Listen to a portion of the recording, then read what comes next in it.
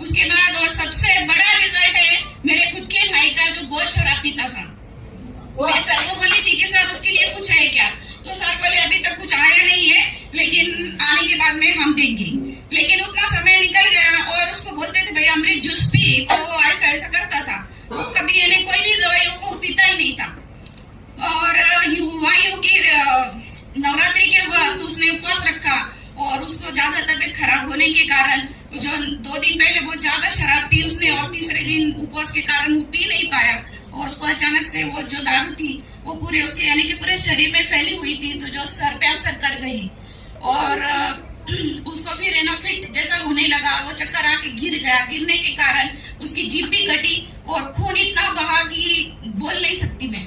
मेरा अपना खुद का रिजल्ट। उसके बाद हॉस्पिटल लेकर के गए, वहां से एपेक्स में मनमाड़ में रखा 2 दिन, लेकिन उसको कुछ पता नहीं चलता था, वो पूरा पागलों की तरह कर रहा था। उसके बाद फिर उन्होंने रात को मेरे को बोला कि हम इसको नहीं हैंडल कर सकते, आप मालेगांव या नासिक लेकर के जाओ। कुछ 8 साढ़े 8 बजे का समय था। जो फिर मैं बोली सर मेरे को आप पहले बताते तो मैं ले जा सकती थी, अब मैं कहाँ लेकर के जाऊँ, इतना रात हो गया। तो बोले नहीं हम कुछ नहीं कर सकते, आप लेकर के जाओ। बोले और रास्ते में कुछ हुआ, तो बोले नहीं कुछ नहीं होगा।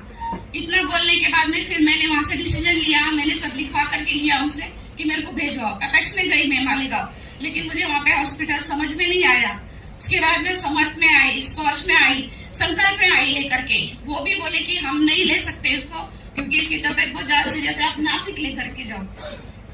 तो मैंने बोला सर अब मैं कहीं नहीं लेके जाऊंगी। उन्होंने मेरे सामने कुछ ऐसे 4 पॉइंट्स रखे कि हम लोग इलाज तो करेंगे, लेकिन उसके बाद में अगर से इसको कुछ होता है तो उसकी जिम्मेदारी आपकी होगी। उसको पैरालिसिस हो सकता है, कोमा में जा सकता है, अटैक आ सकता है, ऐसी कुछ भी हो सकता है। अगर ऐसा कुछ होता है तो उसकी जिम्मेदारी आपकी होगी। अब ऐसे भी वो कुछ न जीने में था न मरने में था। फिर मैंने सोचा ठीक है सर आप इलाज करिए। उसके बाद में 2 दिन मैंने उनको भी देखा कि इसको होश नहीं आ रहा था।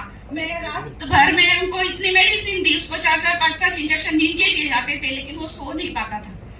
फिर मैंने सर से बात की तो सर ने मुझे बताया कि आपको अपने प्रोडक्ट के ऊपर भरोसा नहीं है क्या। मैं बोली सर है तो, लेकिन वो आईसीयू में है, तो फिर क्या किया जाए। तो बोले आप उसको कैसे भी करके पिलाइए। मैंने उसको पिलाया। सर ने मेरे को बोला डॉक्टर्स ने कि 11 साढ़े 11 बजे की बात है कि आप इसको जूस पिलाओ। मैं बोली सर अब इतने रात को कहाँ से लेके आओ। तो बोले आप ना स्टैंड के पास जाओ, आपको मिल जाएगा। तो मेरे मामा जी और मैं हम दोनों वहीं पर थे। वहां से आने के बाद में हम नीचे आए, कुछ हमने 10-15 मिनट हमने टाइम वेस्ट किया और अपना अमृत जूस मैंने उसको 30 ml पिलाया और कुछ आधा घंटे के बाद में उसको नींद लगी।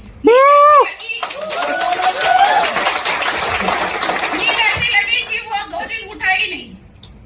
2 दिन उठा ही नहीं। मुझे लगा कि अब तो ये सच में खत्म हो गया। लेकिन 2 दिन के बाद में ऐसे कुछ शाम का समय था, 8 साढ़े 8 बजे की बात है, सिस्टर और मैं रोने लगी कि मैं बोली ये अब जो आप बोल रहे थे वो सही हो गया, ये नहीं बचेगा। मैं बोली और बचा ही नहीं। मैं बोली ये आगे नहीं बोल रहा है, 2 दिन हो गए। फिर उसके बाद में सिस्टर ने उसको बहुत हिलाया, हिलाने के बाद में उसकी आंखें खुली और आज वो हमारे बीच में सही सलामत है। आज वो दारू को हाथ भी नहीं लगाता है।